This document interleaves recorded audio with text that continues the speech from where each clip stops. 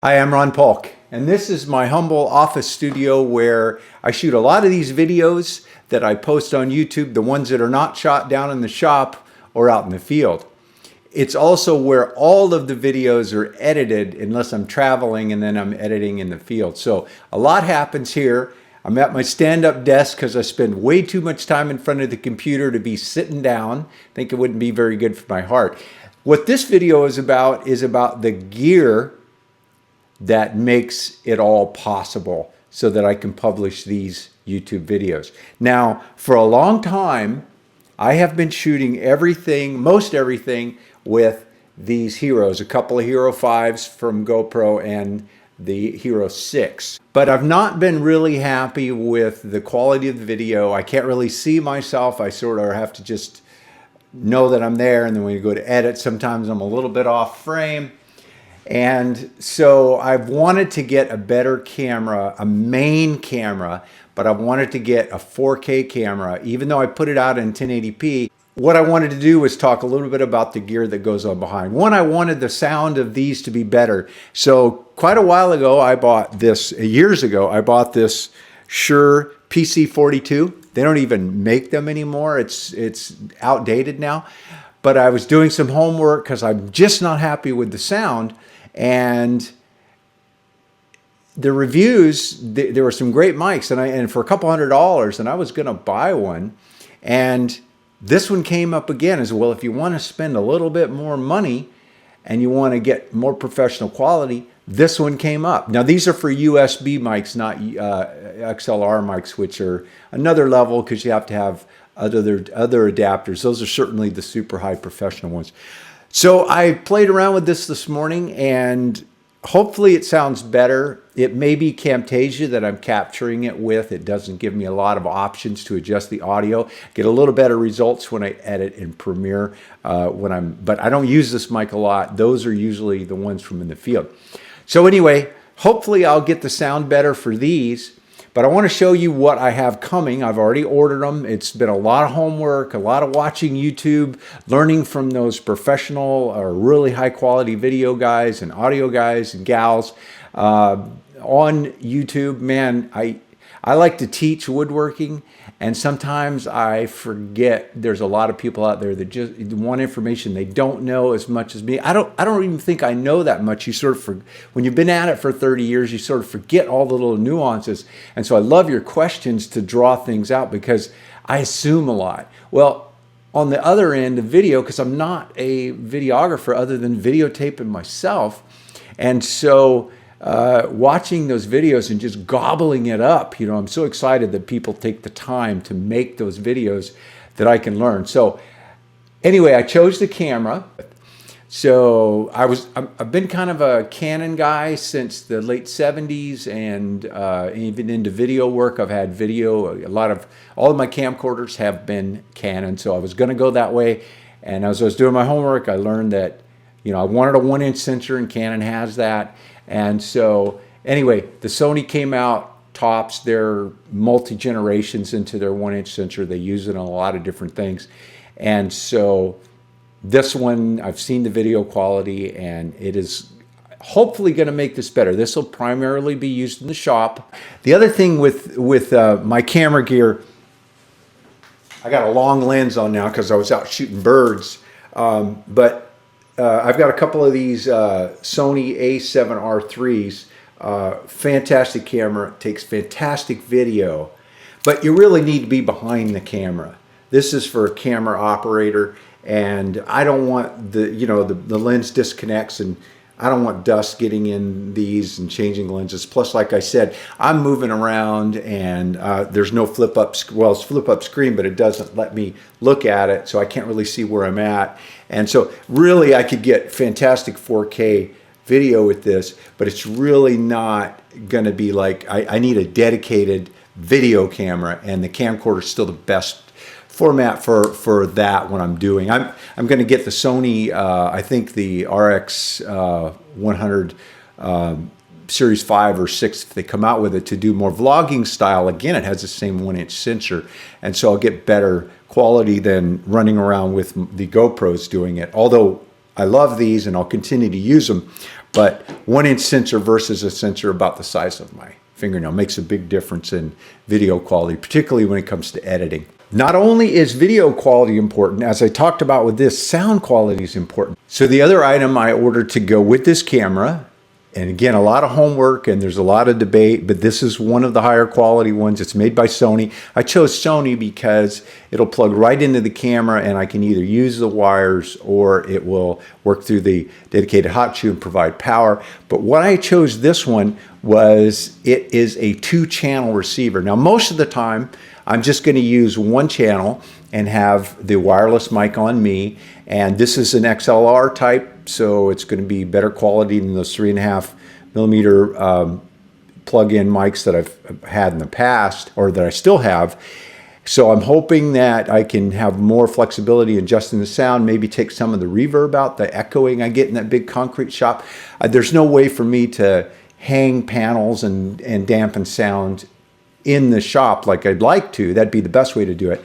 So I'm stuck with the microphone, the way it's recording, and also doing it in post. And that's another thing. I'm looking at some software to help remove echo or reverb in post, and I'm testing out a few different ones right now. But anyway, this one's nice because I'm getting 2 transmitters. And so when I go out in the field, whether my wife is with me and we're doing stuff, or if I go do shop tour, I can put the second one on and record the sound into the camera simultaneously. Instead of using, I have a couple of those recorders, those voice recorders that I would put on the guys with the mic, and I'd have one, and then I'd have 2 different sound as well as sound from the camera, and I have to, in post, it gets to be, it's not incredibly hard, but you got to get everything together. And I just bringing it into this camera all at once is great. And then another mic I got, now this isn't the one I got coming. The one I got coming is actually another Sony mic, but it looks just like this. I've got it actually coming from Amazon because Adorama did not have it. Cool about that little Sony stereo mic that I have coming is that this is the receiver, and I can have the mic that I'm using plugged in. I can have the second mic plugged in, and I can map them to one channel or the other, or send them right down the middle, which is what I plan, a little more natural sound. But I can also plug in that little stereo mic and simultaneously record that and lay that down, and that will pick up the shop noises, the saws and things, but I can control it. So this is a pretty phenomenal sound recorder. Now it's going to take a little training to learn how to use it. So as I do this and as I put out videos, I hope you'll see the quality of the video. I've got to learn video camera as well. I hope you'll see an immediate bump, but then I hope over time as I get better, because really the gear is just part of it. The gear will get out of my way. In other words, it will be possible to get it, but I still have to apply the right settings and those kind of things. And I can't, wear a set of headphones when I'm down in the shop and shooting and monitor everything. I have to set everything up, and then I have to go on and get into the subject matter and focus on the woodworking and the saws and the tools and things.